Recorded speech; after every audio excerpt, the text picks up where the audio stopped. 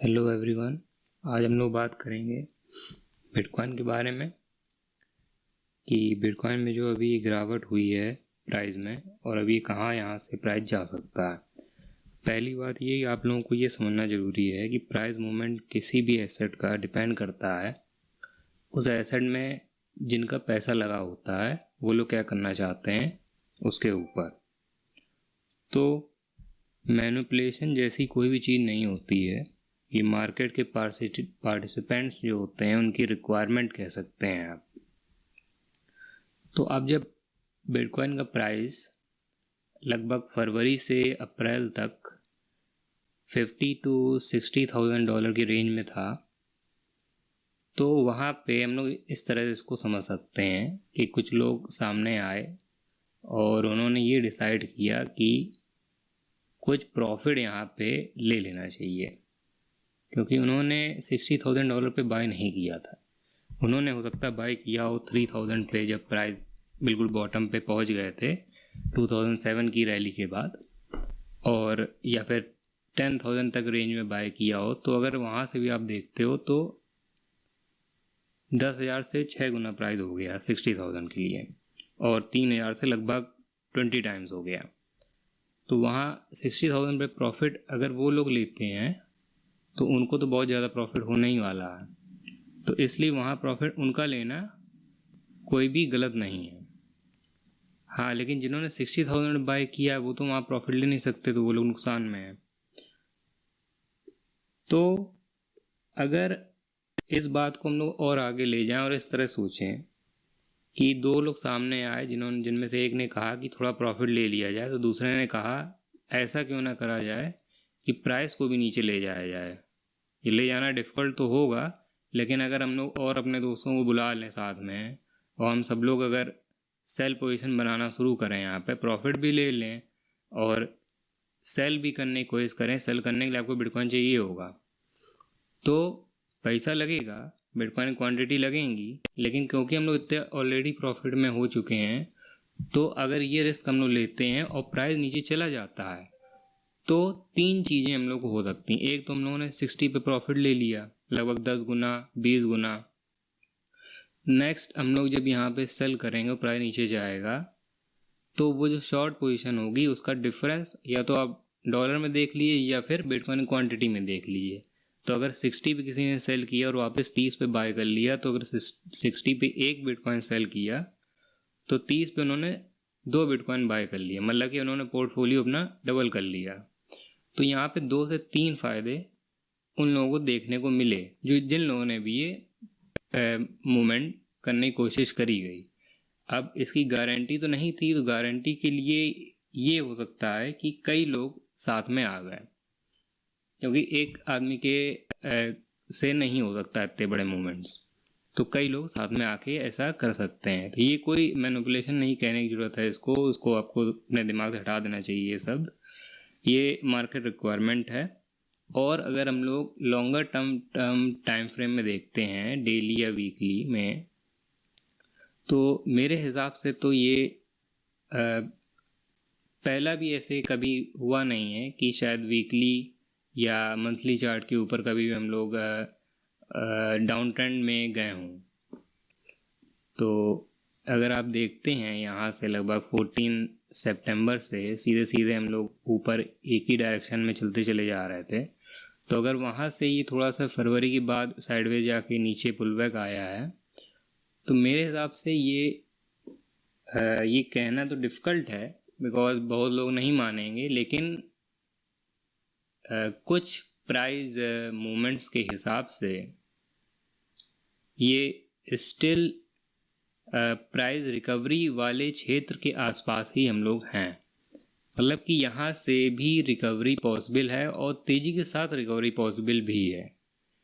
तो क्या यहाँ से गिरावट और हो सकती है? अब बात ये है कि जब 60 पे सेल किया गया, प्लैंड सेल किया गया, तो क्या 30 पे बाय किया जा रहा होगा? हाँ, जाहिर सी बात है 30 पे बाय किया गया होगा, लेकिन अब क्या 30 से नीचे भी प्राइस जा सकता है? और जा सकता है तो कितना जा सकता है? तो एक बात ये है कि जब भी हम लोगों ने अपना पिछला हाई क्रॉस किया हिस्ट्री को देखते हुए, या 2017 में हो या 2013 का हाई हो जब क्रॉस हुए, तो उसके बाद प्राइस कभी भी उस हाई तक वापस नहीं गया।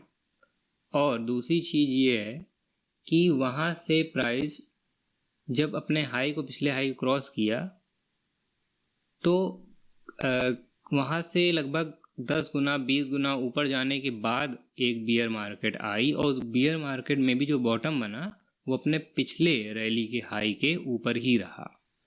तो जैसे कि 2013 में लगभग हम लोग $1200 के आसपास का हाई बना था, और जब 2017 की रैली शुरू हुई तो 20,000 का हाई बनने के बाद जो बियर मार्केट का बॉटम बना वो 3,000 के आसपास था, मतलब कि 2013 की रैली के टॉप को टच नहीं किया। तो इसलिए इस बार भी ये चीज़ होनी चाहिए, मतलब 20,000 तक तो नहीं जाना चाहिए। अगर वो चीज़ होती है तो वो बिल्कुल ही अनोखी चीज़ होगी, पहली बार हो रही होगी, और आपको ये समझना पड़ेगा क्योंकि यहाँ पे इंस्टीट्यूशंस और बड़े बड़े हेज फंड्स ने एंट्री ले ली है, यहाँ तक कि देशों ने एंट्री भी ले रखी है, तो कुछ और ही मूवमेंट्स होने वाले हैं। शायद ये रैली वाली थ्योरी ही वहाँ पे गलत साबित हो जाएगी और उसके बाद सही में चिंता वाली सिचुएशन आ जाएगी। तो 20,000 टच नहीं होना चाहिए। और लेकिन क्या हम लोग यहाँ से और नीचे जा सकते हैं? जैसे कि अभी 33,400 के पास प्राइस है, तो यहाँ से नीचे जाने का अब यहाँ पे कुछ पॉसिबिलिटीज़ हैं जिनको हम बता देते हैं आपको। एक चीज़ की प्राइस मूवमेंट को देखते हुए थोड़ी गिरावट तो और हो सकती है, और वो गिरावट लगभग जा सकती है। एक मिनट,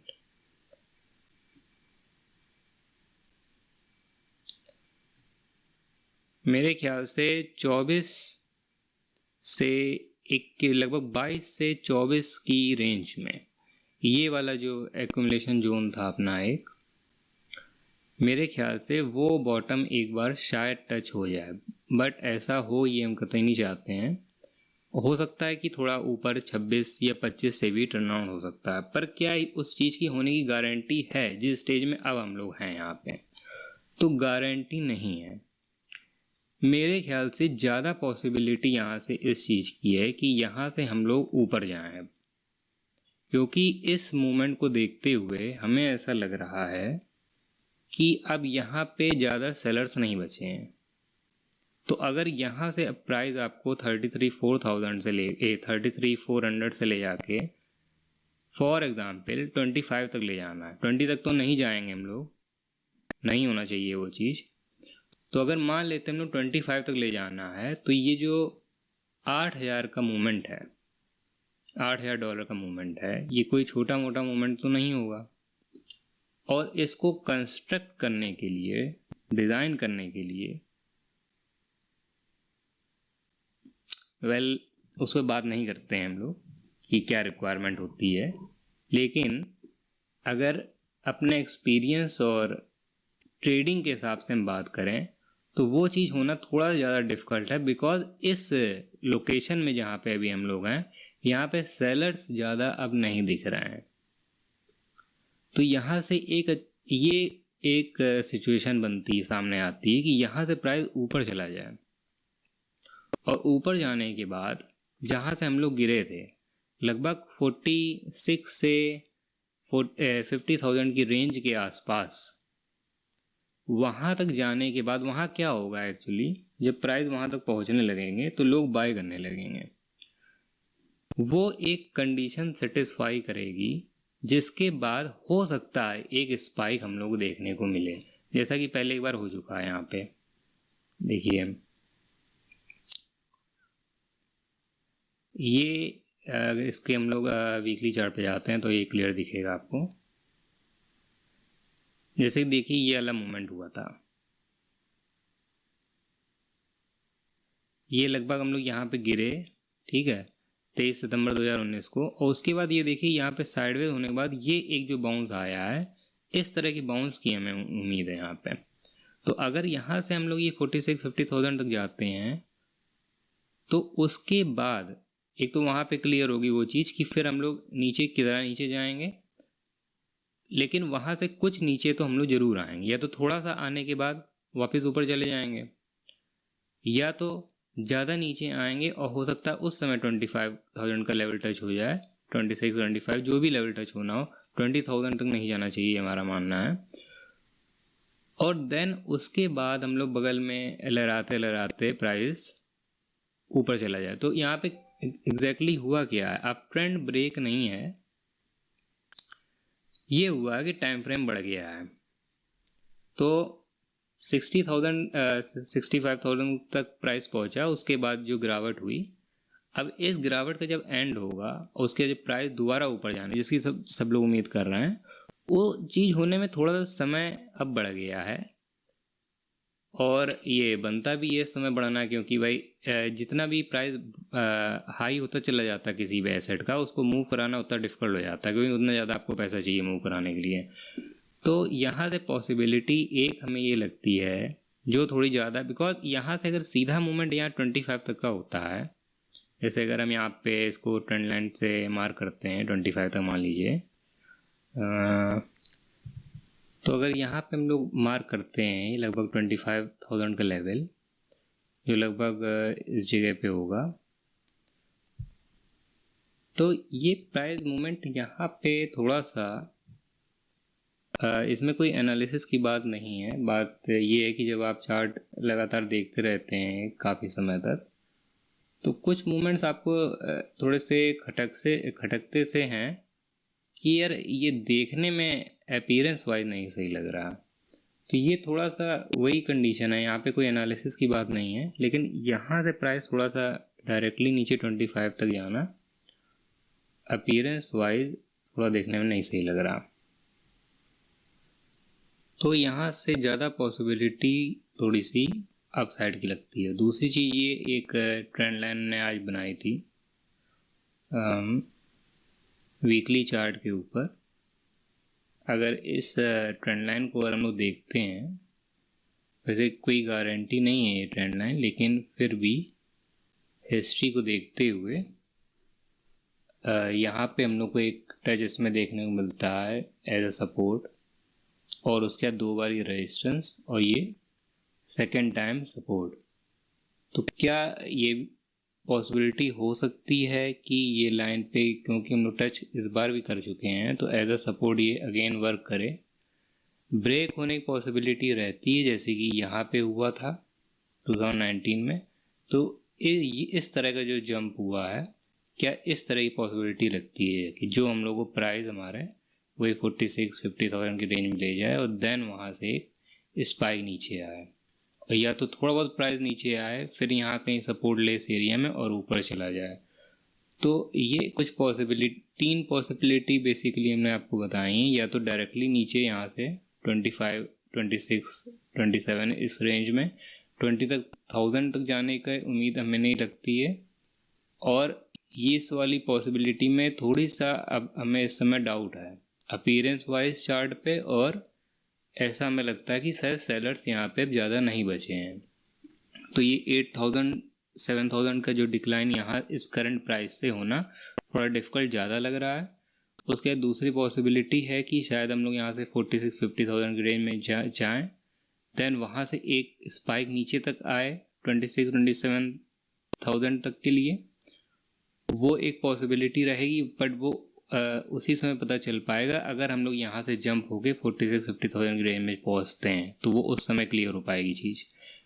और थर्ड पॉसिबिलिटी रहेगी कि हम लोग यहाँ से ऊपर जंप करें 46-50,000 की रेंज में, देन थोड़ा बहुत पुल बैक आए वहाँ से, और देन हम लोग वहाँ से रिवर्स करके अपने लास्ट हाई जो कि 64,000-65,000 के आसपास है वहाँ तक जाएं और शायद उसको क्रॉस कर जाएं।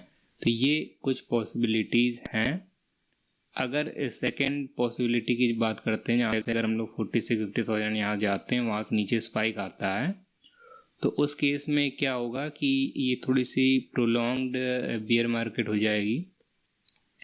तो बेसिकली बात वही है कि टाइम फ्रेमिंग का चेंजिंग हुआ है नेक्स्ट हाई बनने में, जो कोई बहुत बड़ी बात नहीं है कि भाई एक अच्छे मूव के बाद थोड़ा बहुत पुल बैक तो बनता है। तो सारी बातें हो गई, 3 पॉसिबिलिटीज़ आपके सामने हमने रख दी हैं। अब आप अपने हिसाब से जैसा चाहें वैसा बिटकॉइन में कर सकते हैं। ठीक है, और यहीं वीडियो का एंड करते हैं। अगर वीडियो को पसंद आया हो तो आप लाइक कर सकते हैं, चैनल सब्सक्राइब कर सकते हैं, शेयर भी कर सकते हैं वीडियो।